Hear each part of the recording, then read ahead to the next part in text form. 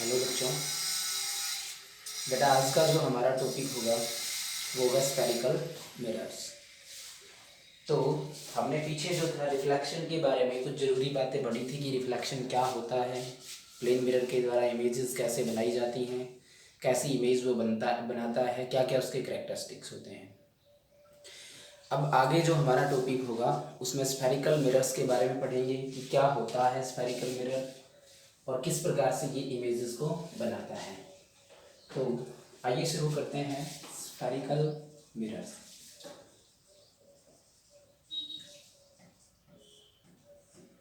तो देखिए जो स्फेरिकल मिरर्स होते हैं वो एक ग्लास के स्फीयर का पार्ट होते हैं। These mirrors are a part of glass sphere. मतलब एक ग्लास का आप स्फीयर लो और उसके एक टुकड़े को हमने काट लिया। जैसे ये टुकड़ा हमने काट लिया, एक भाग उसका एक पार्ट ले लिया है। तो ये जो टुकड़ा काटा वो कुछ इस प्रकार से है। इसकी एक साइड जो है दैट इज बल्गिंग और जो दूसरी साइड है इसकी वो क्या है, एम्बेडेड है। ये देखिए ये बल्गिंग है, उभरी हुई साइड है ये। इस साइड को बोला जाता है कॉन्वेक्स। और जो इनर साइड होती है आप इसको आउटर जो बोल सकते हो, ये इनर साइड है और इस इनर साइड को बोला जाता है कॉनकेव। तो एक तो इसकी साइड हो गई, कॉन्वेक्स साइड हो गई है। दूसरी इसमें इसी पार्ट की जो ग्लास है, सिंपली ग्लास है। अब ये रिफ्लेक्शन नहीं करेगा क्योंकि ग्लास जो होता है वो ट्रांसपेरेंट मटेरियल है और अभी यदि लाइट इसके ऊपर जो भी इंसिडेंट होती है तो उस लाइट का रिफ्लेक्शन नहीं होगा, वो इसमें से ट्रांसमिट कर जाएगी। तो क्या किया आपने कि इसको पेंट कर दिया, सिल्वर पेंटेड। एक साइड को, किसी भी एक साइड को आपने पेंट किया। Silver is a good reflector.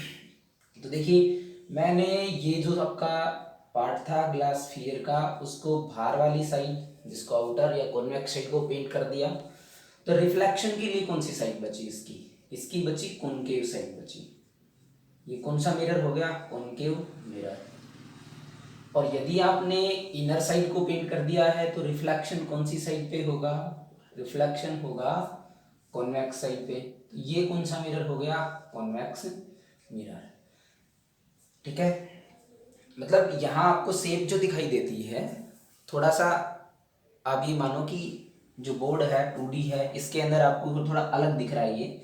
यदि एक्चुअली प्रैक्टिकली इसको देखते हो तो थोड़ी अलग दिखाई देती है। जैसे चम्मच है, चम्मच को आपने सीधा रखा है, इस प्रकार से यदि आपने रखा है तो वो कौन सा हो गया है, कॉनकेव। और यदि आपने ऐसे रखा है तो वो कैसा हो गया है, कॉन्वेक्स हो गया है।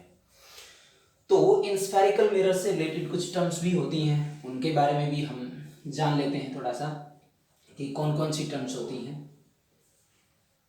तो मैं पहले कंसिडर करता हूँ एक कॉनकेव मिरर को कंसिडर करता हूँ। एक आ गया हमारे पास, ये एक मिरर है। ये कौन सी साइड हो गई है उसकी पेंटेड, कौन सा मिरर है ये ये है कॉनकेव मिरर। ठीक है, तो इस मिरर का जो मिडल पॉइंट जो होता है, जैसे ये मैं आपको मार्क कर देता हूँ, ये इसका मिडल पॉइंट है। इस मिडल पॉइंट को बोला जाता है पोल।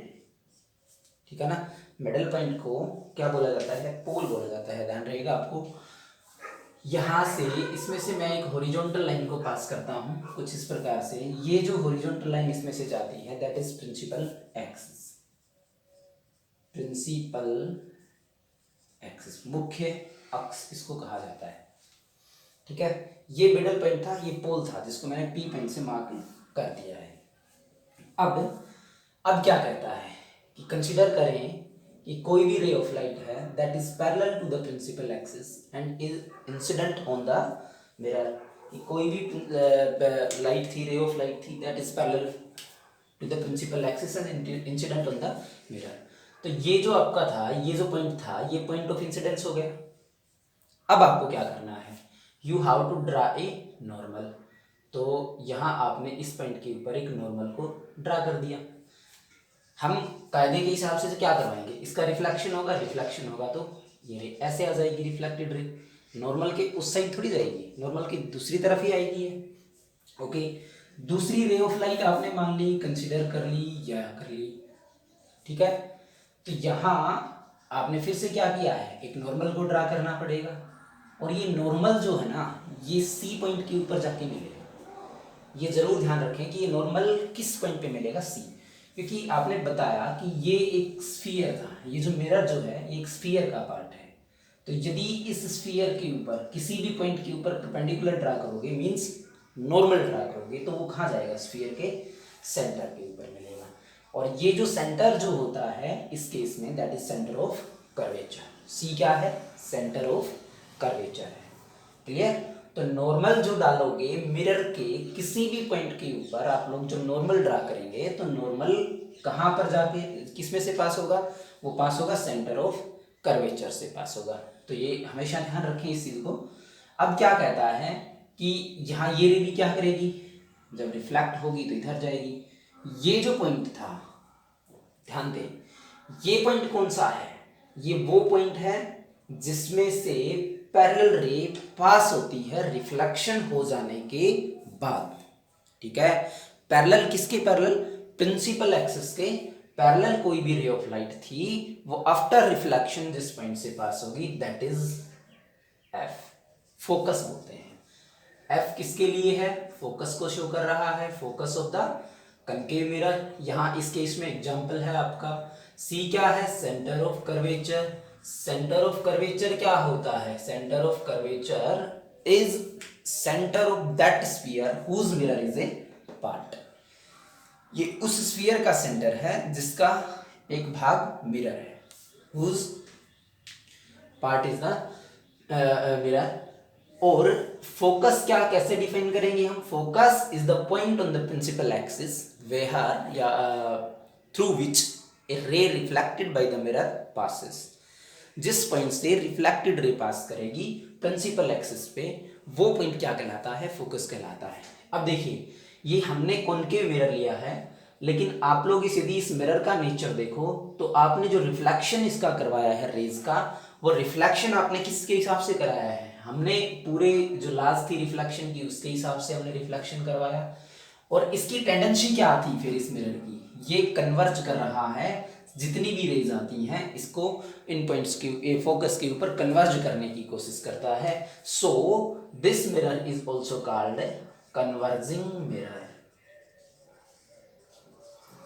क्या बोलते हैं इसको, कन्वर्जिंग मिरर भी इसको कहा जाता है, क्योंकि ये जो पैरेलल रेज हैं उनको ये कन्वर्ज करने की इसकी टेंडेंसी होती है, इसलिए हम इसको बोलते हैं कन्वर्जिंग मिरर भी बोलते हैं।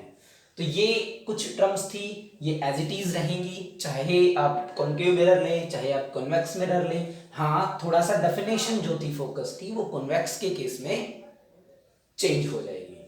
तो कैसे चेंज हो जाएगी वो भी चलिए एग्जांपल लेके कर ही लेते हैं कि कैसे चेंज होती है। तो देखिए मैं अब की बार कंसीडर कर रहा हूं एक कौन सा मिरर, कॉन्वेक्स मिरर को मैं कंसीडर करता हूं। हम मानते हैं कि कोई भी कॉन्वेक्स मिरर है, उसके केस में ये टर्म्स कैसे बदल जाएंगी।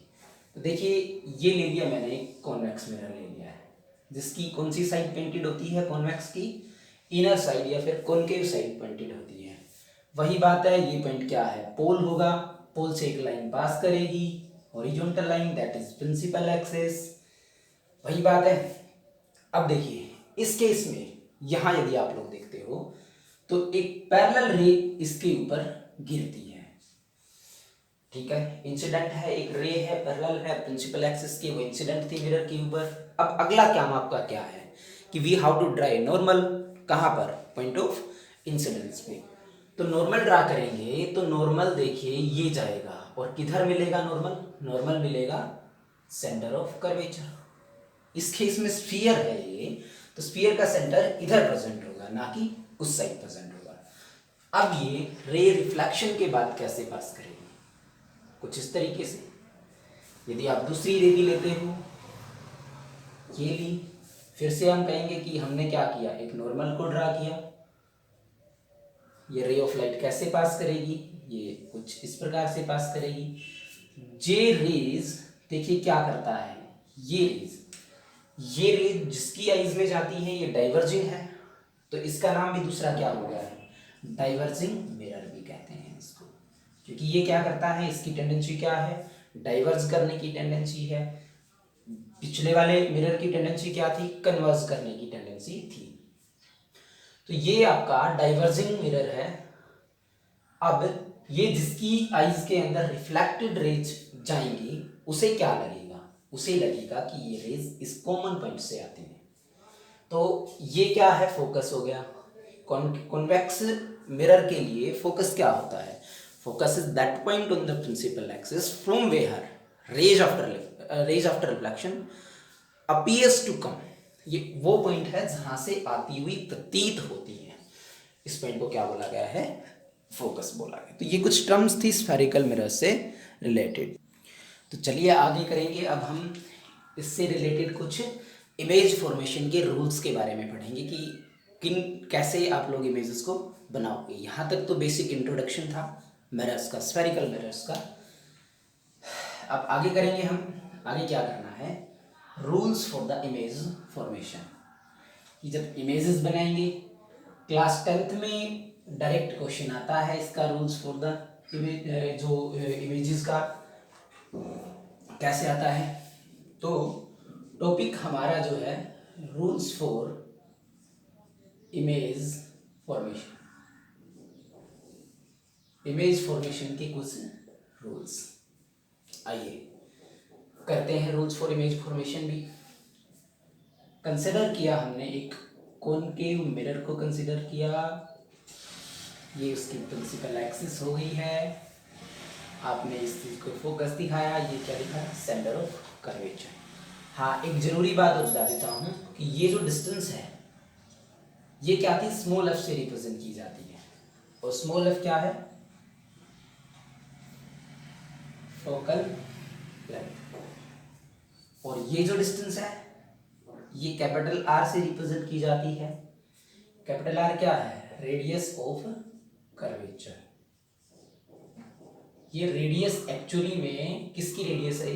ये उसी स्फीयर की रेडियस है जिसका पार्ट मिरर है। उसी के देखिए उसकी सर्कमफेरेंस से लेकर कहाँ तक है? सेंटर तक है। तो ये क्या होगी? उसकी रेडियस होगी।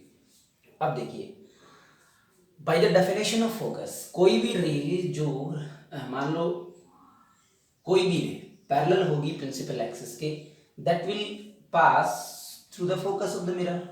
यहाँ कोई दिक्कत है ही नहीं कि जो रे पैरेलल होगी प्रिंसिपल एक्सिस के वो कहाँ से पास करेगी?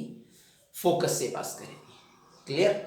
हमेशा आपको यही चीज देखनी है। दूसरा, ऑपोजिट इज ऑल्सो ट्रू। कैसे?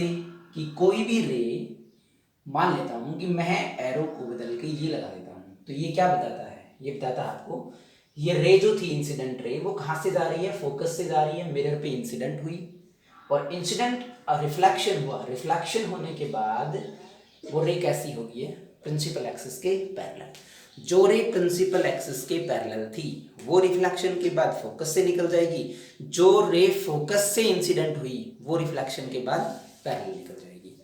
और एक रूल आप और भी ध्यान रखें कि द रे of light which is incident on the mirror through centre of curvature will retrace its path. जो रे सेंटर ऑफ कर्वेचर से सीधी पास कर जाएगी, मतलब जो इंसिडेंट है कोई भी रे ऑफ लाइट किससे? सेंटर ऑफ कर्वेचर से। थोड़ा डार्क कर देते हैं इसको। वो रे रिफ्लेक्शन के बाद क्या करेगी? सीधी पास कर जाएगी। कई बार रीजन भी पूछा जाता है, भाई क्यों कर लेती है, रिट्रेस क्यों करी? पीछे तो आपने फोकस किस पॉइंट को डिफाइन किया था? जो पैरेलल थी, तो कोई दिक्कत नहीं थी उसमें। यहाँ क्यों करती है ये करती, देखिए जो रे सेंटर ऑफ कर्वेचर से जाएगी तो ये तो रेडियस हुई ना, यहाँ से यहाँ तक आप देखते हो सेंटर है, सर्कमफेरेंस है, ये रेडियस हुई। और रेडियस हमेशा सर्कमफेरेंस के ऊपर क्या मिलती है? परपेंडिकुलर मिलती है। तो ये इंसिडेंट है कितने डिग्री पे? 90 डिग्री पे। और पीछे हमने पढ़ा था कि यदि कोई रे इंसिडेंट है normally on the surface, then it will retrace its path after reflection. Clear? और यदि कोई रे ऑफ लाइट, ये जो इसका पोल था, कहता है कोई भी रे ऑफ लाइट जो पोल पे जाती है वो क्या है?